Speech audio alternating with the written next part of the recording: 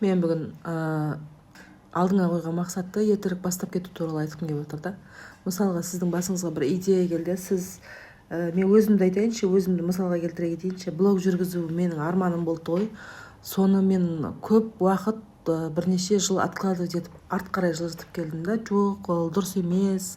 Білмеймін, енді өзім қуып кеткен бір сылтауларды, себептер тауып алатынмын. Дінге қатысты бір кезде жаңағы балаларымды ойлайтынмын, ұялатын шығар деп, білмеймін, енді бір түрлі бір қуып кеткен сылтауларды тауып алғам өзіме ақталу үшін шығар. Ол может менің ол кезде батылдығым жетпеген да. Соны айтайын дегенім, қыздар бір нәрсені бастағыңыз келсе, қыз бола ма, жігіт боласыз ба, сол уақытта, сол моментте бастап кету керек екен. Еш нәрседен қорықпастан ше. Оның нәтижесін көресің да. Болса болған көресің, болмаса болмаған көресің да.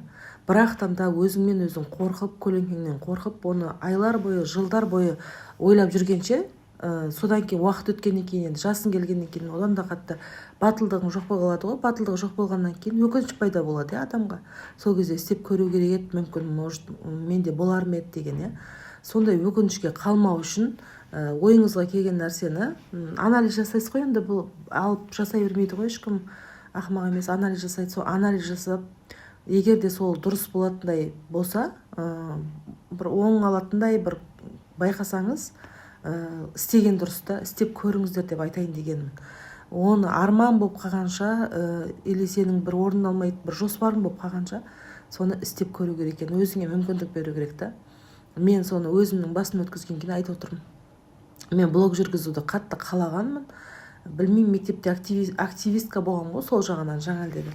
Қыз сыны, күз балы десе сондайда бірінші орын алатынмын ғой.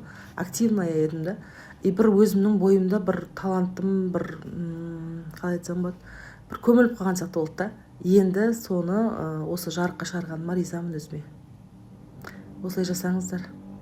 Егер де қаласаңыздар, қатты қалап тұрсаңыздар, жасап көріңіздер, ненен жағдай болса да. Сау болыңыздар.